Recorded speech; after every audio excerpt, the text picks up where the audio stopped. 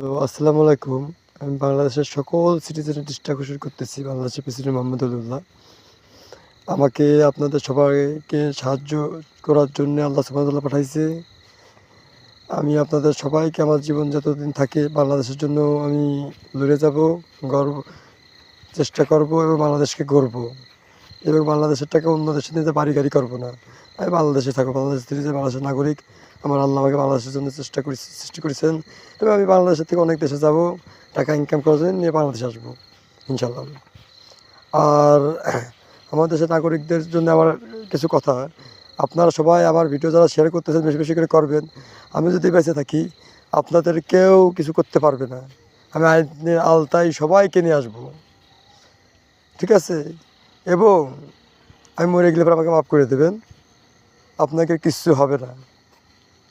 এবং যারা আইন ভঙ্গ করেছে তারা এর শাস্তি অবশ্যই